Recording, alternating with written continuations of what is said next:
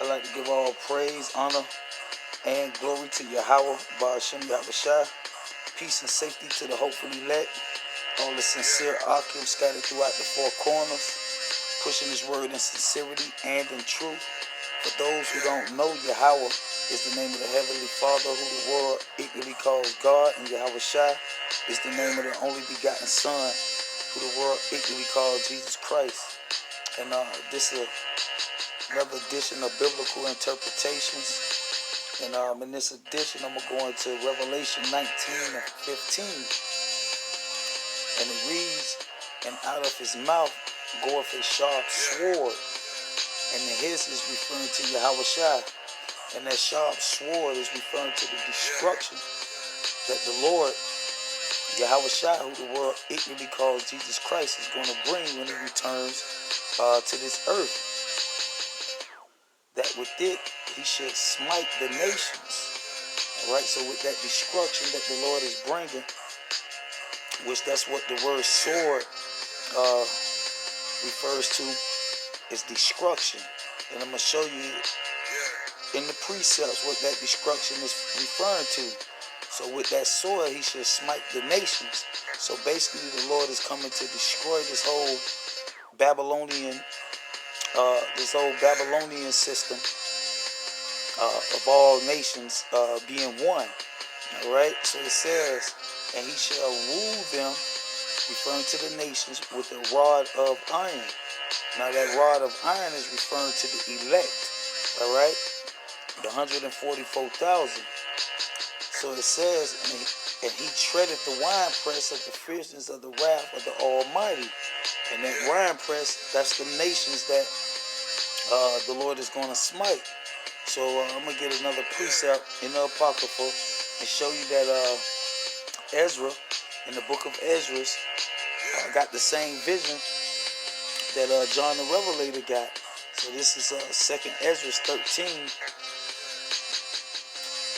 2nd Ezra 13. And I'm going to start at verse 10 and show you what that sharp sword is referred to, that he's going to smite the nations with. So this is 2nd Ezra 10. So like at 13 and 10. And it says, "But only I saw that he sent out of his mouth," referring to Yahushua, "as it had been a blast of fire, and out of his lips a flaming breath, and out of his tongue he cast out sparks and tempests." All right, referring to that sword. All right, and not nuclear missiles. All right, this is referring to the elements. We all know a tempest, that sparks a tempest, is basically a firestorm, and that's referring to the brimstone, man. So verse 11, "And they were all mixed together, the blast of fire, the flaming breath," basically a firestorm, man.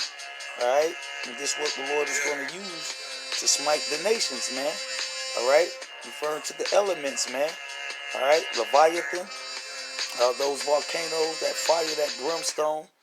Remember in the book of Luke, chapter 17, he said in the same way that he destroyed Sodom and Gomorrah, is the same way he's going to destroy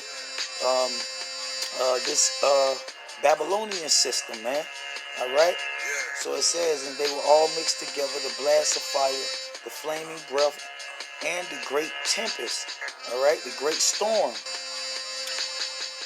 "and fell with violence upon the multitude which were prepared to fight, and burnt them up every one."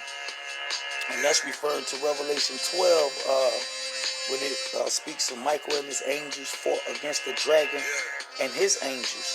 All right, that's that multitude which was prepared to fight, and burnt them up every one, so that upon a sudden of an innumerable multitude nothing was to be perceived, but only the dust and the smell of smoke. When I saw it, I was so afraid. So this is Ezra receiving the same vision that John the Revelator received here in Revelation 19 and 15. So now I'm going to read it without any private interpretation. It says, "And out of his mouth goeth a sharp sword, All right, that's that firestorm. All right, referring to the brimstone, that with it he should smite the nations, and shall rule them with a rod of iron. Now that rod of iron is referring to the elect, because that's who he's going to use to rule the nations.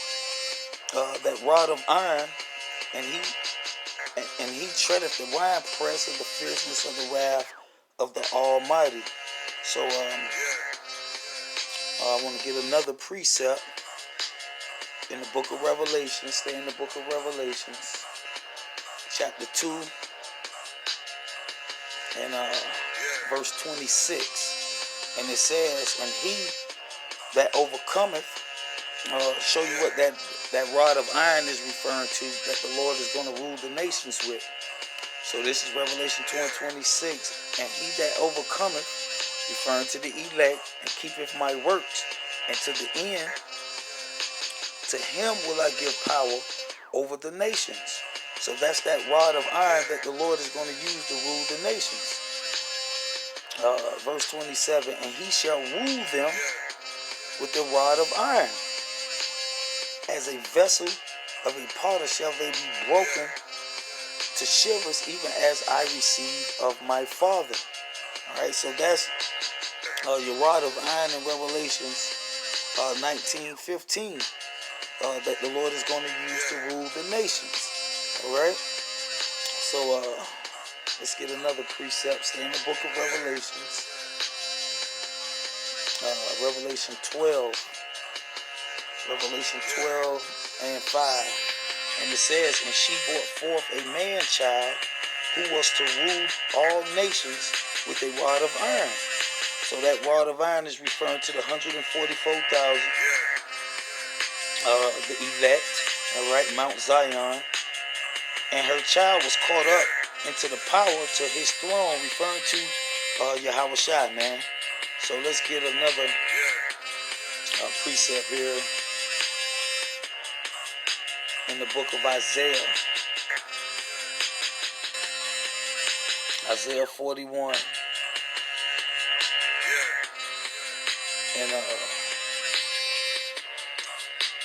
Isaiah 41 and 15. And it reads, behold, I will make thee a new sharp thrashing instrument, having teeth. Thou shalt thrash the mountains, and the mountain is referring to the nations, the governments. All right? Thou shalt thrash the mountains and beat them small, and shall make the hills as chaff. So that instrument is that that rod of iron, man, referring to the elect, man. All right? And that's that sharp thrashing instrument having teeth. All right? So let's prove it further. One last precept in the book of Isaiah. We're going to stay in the book of Isaiah, chapter 54, because it's a private interpretation that this is referring to